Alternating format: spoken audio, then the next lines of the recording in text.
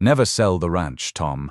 Promise me." Those were Margaret's exact words, spoken with an intensity I'd never heard before. Just weeks before cancer took her away from me. "My name is Tom Garrison. I'm 58 years old, and I thought I knew everything about my wife of 25 years. Turns out I didn't know anything at all. For 2 years after Margaret died, I honored that promise. The ranch sat empty in North Dakota while I grieved in our Denver home, paying the bills but never visiting. Margaret had made me swear I'd never sell it, but she'd also made it clear I shouldn't go there either. It's not ready yet. She'd always said whenever I suggested we take a trip up there. "Give it time, Tom. When I'm gone, you'll understand." I spent 30 years in the oil business, working my way up from roughneck to petroleum engineer, negotiating deals worth hundreds of millions, but Margaret's ranch? That was her mystery, her project, something she'd bought 3 years before her cancer diagnosis with money from a car accident settlement she'd received years before we met. Every month, I'd write the check for property taxes, utilities, and maintenance. $2,800 a month for a place I'd never seen. Margaret would just smile when I grumbled about the expense. "Trust me," she'd say, "it's worth every penny." Then Aaron Collins, Margaret's attorney, called me into his office on a Tuesday morning that changed everything. "Tom, there's something Margaret wanted you to have, but only after enough time had passed for your grief to settle." He slid an envelope across his mahogany desk. His face was serious, almost concerned. She was very specific about the timing. 2 years, she said.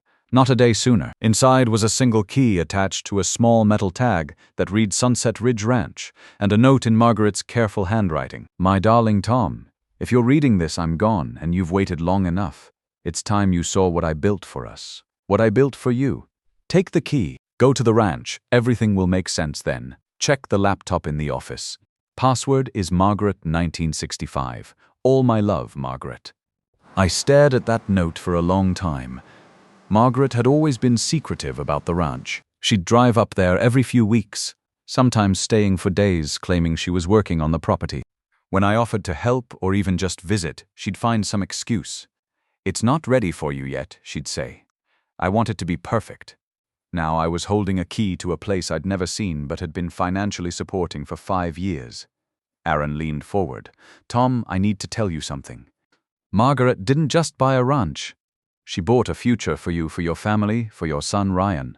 What she discovered out there, it's going to change your life." "What are you talking about, Aaron? Oil?" "Tom, massive oil deposits. Margaret hired geologists, did soil surveys, researched mineral rights. That ranch is sitting on top of one of the largest untapped reserves in the Bakken Formation. Conservative estimates put the value at $80 million. The room started spinning. Margaret, who clipped coupons and bought generic groceries, who worried about spending $50 on a nice dinner, had somehow acquired a property worth more money than I could spend in 10 lifetimes. How could she afford geological surveys? Those cost tens of thousands. She used the settlement money from her accident, every penny of it plus some creative financing. Margaret was brilliant with research, Tom. She studied oil company reports, tracked drilling patterns, analyzed geological formations. She knew what she was looking for. The drive to North Dakota took me through some of the most beautiful country in America. Rolling hills, endless sky, the kind of landscape that makes you understand why people fight for land. But I wasn't thinking about scenery. I was thinking about numbers. $80 million. My wife had hidden an $80 million secret from me for 3 years. When I finally turned down the gravel road marked Sunset Ridge Ranch, my breath caught in my throat. This wasn't the modest cabin I'd imagined. This was a sprawling ranch house with professional landscaping, a massive barn, guest quarters, and what looked like a workshop complex. The whole property screamed money, serious money, the kind Margaret and I had never had in our 25 years of marriage. I parked my F-150 and walked up to the front door. The key turned smoothly, like it had been waiting for me. When I stepped inside, I had to grab the door frame to keep from falling over. The place was incredible. Vaulted ceilings, stone fireplace, professional kitchen, hardwood floors that must have cost a fortune. But that wasn't what stopped me cold. Covering every wall were photographs. Professional shots of oil derricks, geological surveys, topographical maps marked with red circles and dollar signs, charts showing oil prices, extraction costs, market projections. This wasn't just a ranch house, it was a command center. On the massive oak dining table sat a laptop with a note that simply said, "Password." Margaret 1965 in her handwriting. I opened that computer and found my life turned upside down.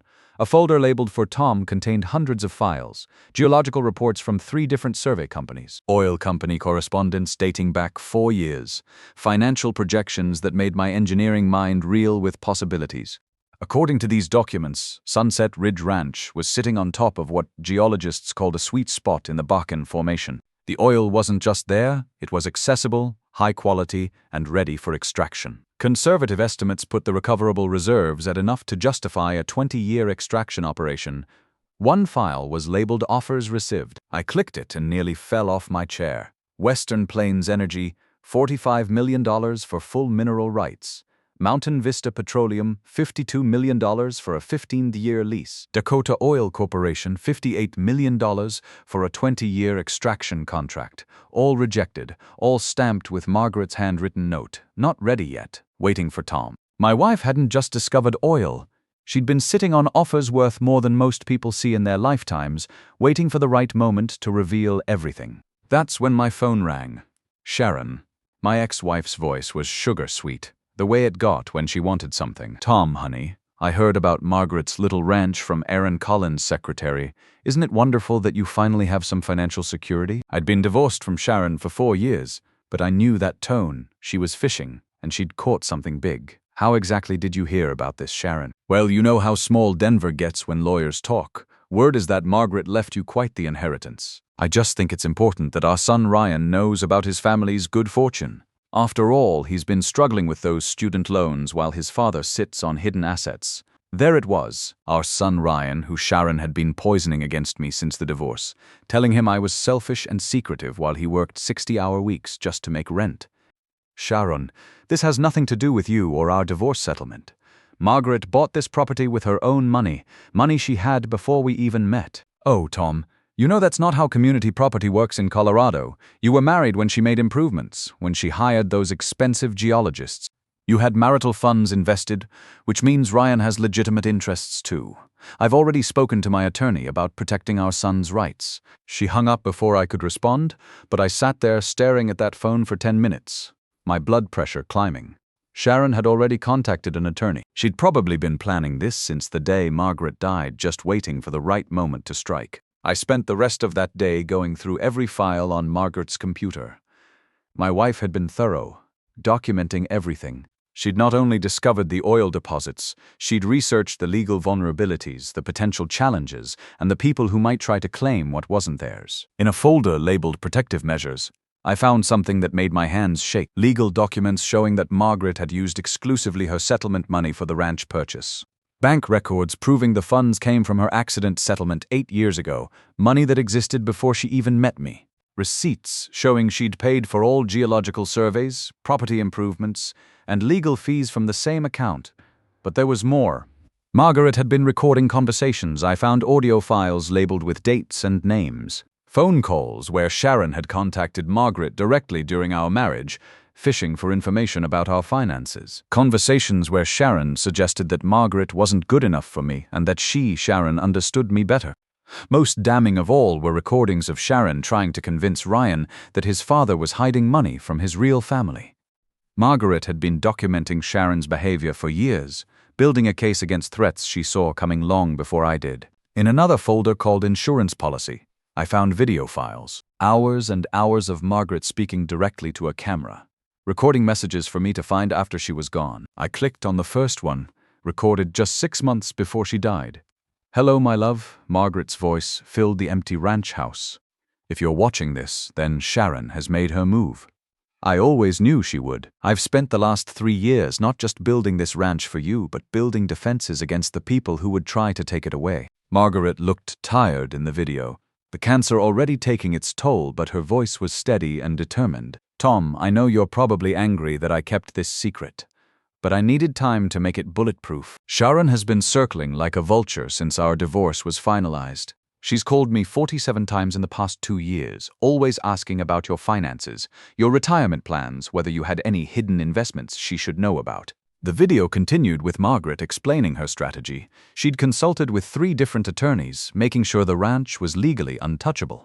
She documented every conversation with Sharon, every attempt at manipulation, every lie told to Ryan about his father's character. In the safe behind our wedding photo in the bedroom, you'll find documents Sharon's attorney doesn't know exist. Use them wisely, my love. Protect what we built together. I found that safe and opened it using Margaret's birthday as the combination. Inside were legal papers that would destroy Sharon's claims completely. Certified bank statements showing the exclusive source of all ranch funding, signed affidavits from Margaret's accident attorney confirming the settlement amount and its separate property status. Most importantly, a detailed timeline showing that every major ranch expenditure happened before my divorce from Sharon was even finalized. There were also private investigator reports. Margaret had hired someone to document Sharon's financial situation, mounting credit card debt, a failing real estate career, and a lifestyle she couldn't afford on her commission income. The investigator had also uncovered something I didn't know. Sharon had been telling people around Denver that she expected to come into money soon because of my hidden oil investments. She'd been planning this assault before she even knew what she was attacking. The next morning, Sharon's legal offensive began in earnest. Her attorney, some slick guy named Brad Stevens, filed papers in Denver District Court claiming that community property laws gave Sharon rights to the ranch's value. The legal theory was garbage, but it was enough to tie up the property and scare off potential oil companies. Worse, Sharon had gotten to Ryan. My son called me that afternoon, his voice cold and accusatory. Dad, Mom showed me the legal papers. Is it true you've been hiding an $80 million ranch from us? While I'm working double shifts just to pay rent and student loans, Ryan, your mother is lying to you. I found out about this ranch's value the same day you did. Margaret never told me about the oil deposits. That's convenient. Mom says you and Margaret were probably planning to cut me out of my inheritance. She says that's why Margaret was so secretive about everything. Son, has your mother ever lied to you before? About me, about our divorce, about why our marriage ended? There was silence on the line, then Ryan's voice, quieter but still defensive. That's different. This is about money, Dad. Real money. The kind that could change my whole life, and you just happened to forget to mention it. The line went dead. My own son had hung up on me, believing his mother's poison over his father's word. That's when I realized Sharon wasn't just after money. She was after my relationship with Ryan, using his financial struggles as a weapon to turn him against me forever. But Sharon had made one critical mistake.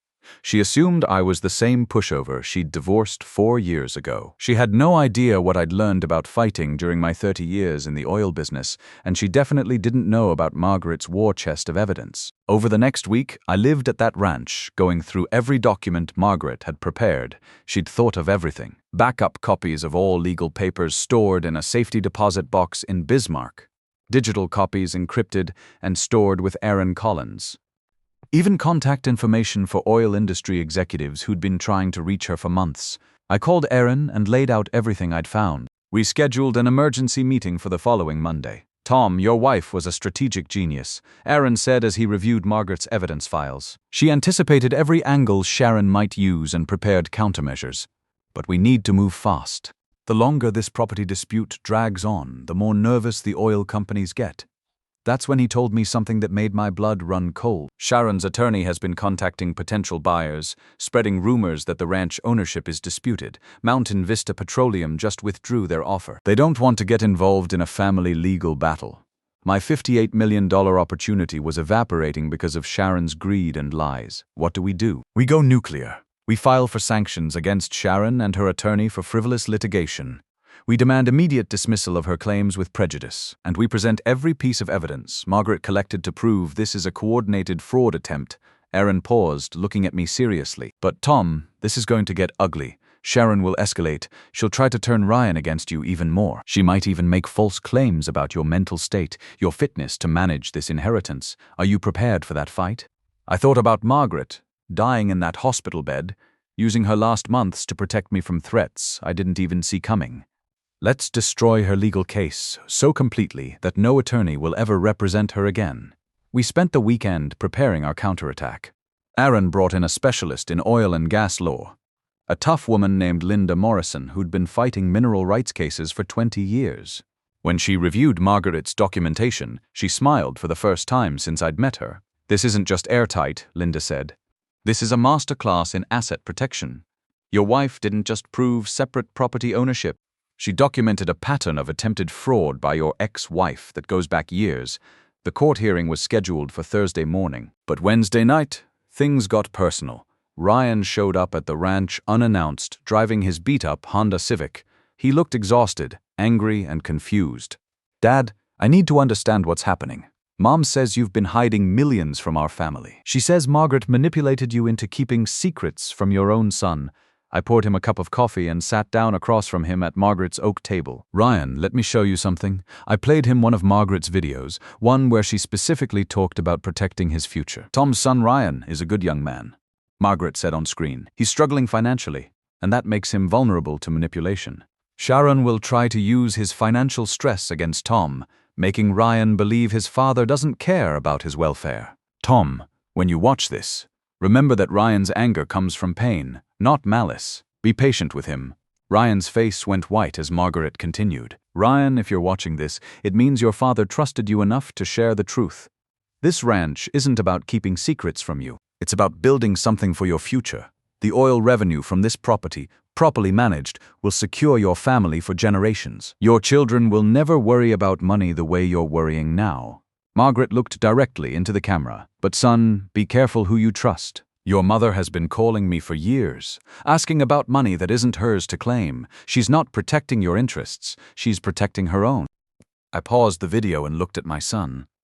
"Ryan, your mother called Margaret 47 times in 2 years, always asking about money. Margaret recorded every conversation. Do you want to hear them?" Ryan nodded silently.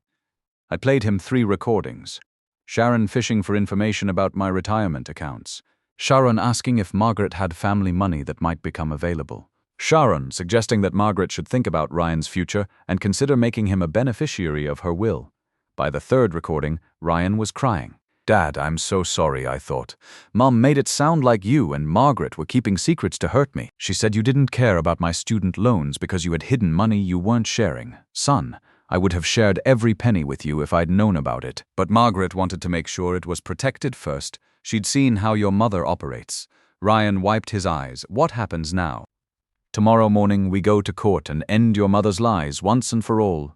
Thursday morning arrived gray and cold, with early snow dusting the courthouse steps. Sharon sat across the aisle with Brad Stevens, looking confident and entitled. She'd dressed carefully in a conservative blue suit, playing the role of concerned mother protecting her son's interests. She stopped looking confident about 10 minutes into Aaron's presentation. We laid out the timeline methodically. Margaret's accident settlement in 2015. The ranch purchase in 2019 using exclusively those separate funds. The oil discovery that happened 18 months after my divorce from Sharon was finalized. Sharon's pattern of calling Margaret to fish for financial information. Her attempts to manipulate Ryan against me.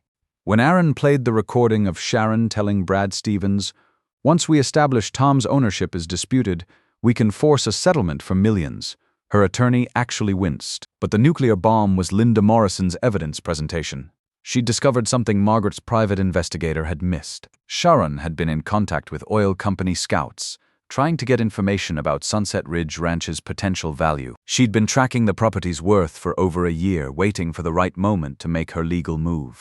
Linda played a recording the investigator had made of Sharon talking to a friend at a Denver cocktail party. "Tom thinks he's so smart with his oil business knowledge, but he has no idea what Margaret really left him. When I get my share of that ranch, Ryan and I will be set for life.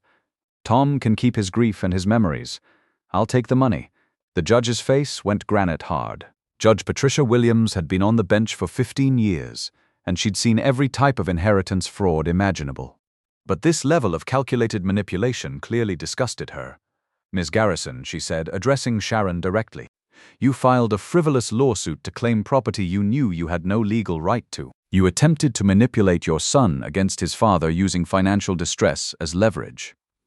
Most seriously, you interfered with legitimate business negotiations by spreading false claims about disputed ownership." Judge Williams leaned forward. "I'm not only dismissing your claims with prejudice, I'm ordering you to pay Mr. Garrison's legal fees.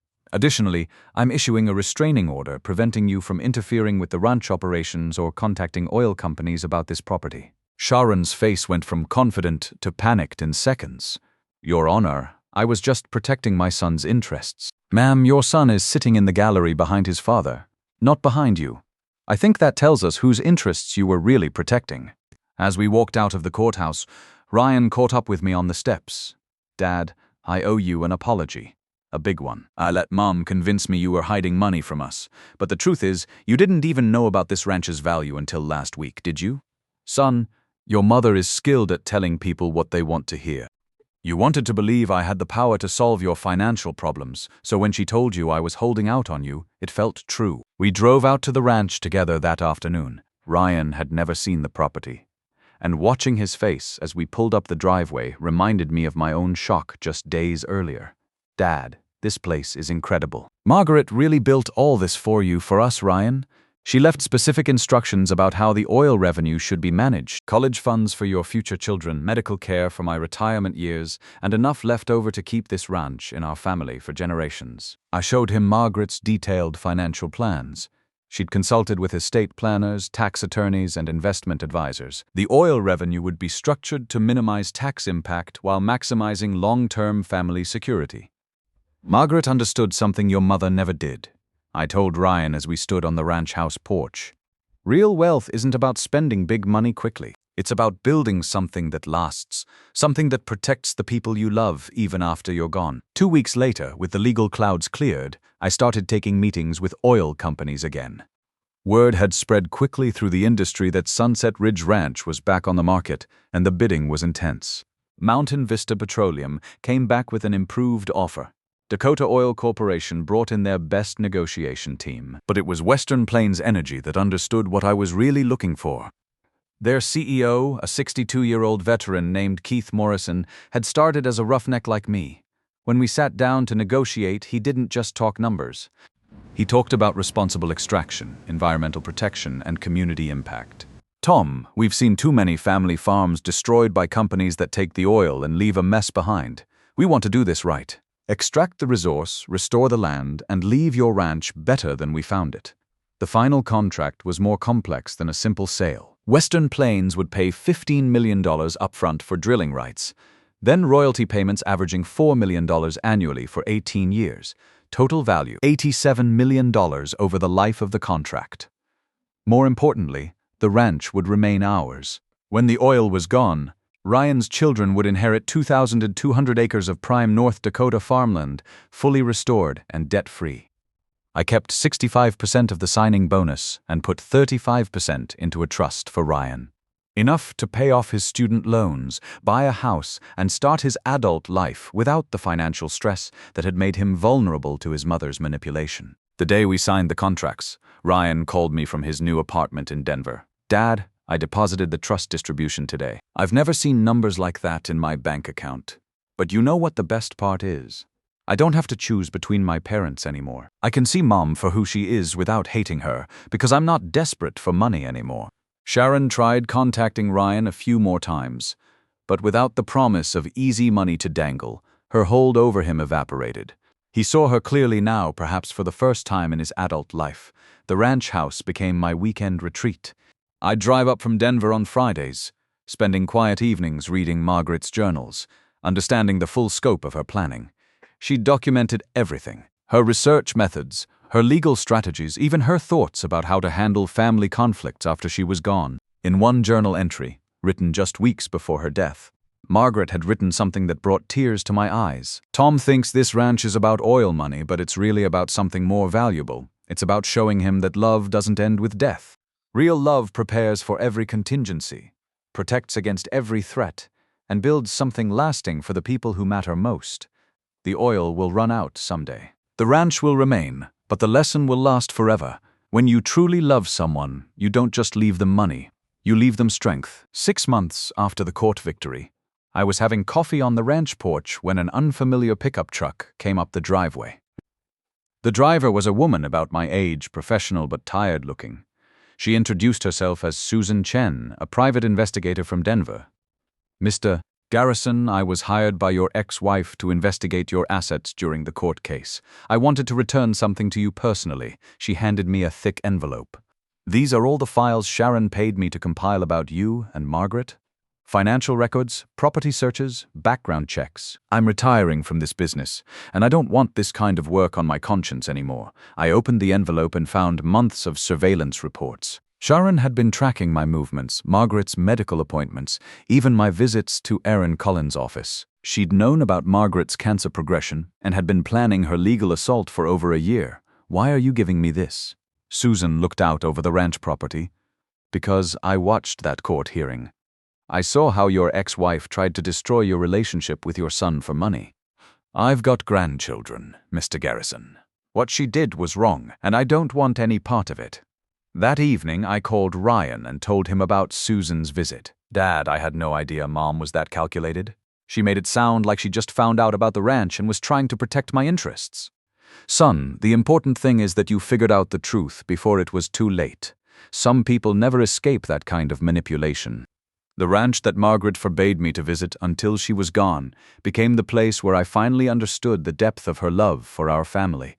She hadn't just left me money. She'd left me the tools to protect it, the wisdom to preserve it, and the strategy to defeat the people who would try to destroy it. Every morning now, I start my day reading one of Margaret's journal entries. Her voice guides me through investment decisions, family conflicts, and the daily challenges of managing unexpected wealth. She's been gone for 3 years, but her presence in my life has never been stronger. The Forbidden Ranch became our family's salvation, not just financially, but emotionally. It taught my son the difference between people who love you and people who want to use you. It showed me that sometimes the best defense against greed is simply protecting what's rightfully yours and letting the truth speak for itself. Look, I'm telling you this story because every man over 50 knows somebody like Sharon. Maybe it's an ex-wife, maybe it's a greedy relative, maybe it's someone who thinks they deserve what you've worked for. These people count on you being too polite, too trusting, or too tired to fight back. Don't give them that satisfaction. Document everything. Trust your instincts, and remember that the people who truly love you don't need to manipulate you to prove it. Margaret taught me that love builds defenses before they're needed. The question is, what are you building to protect the people who matter most to you?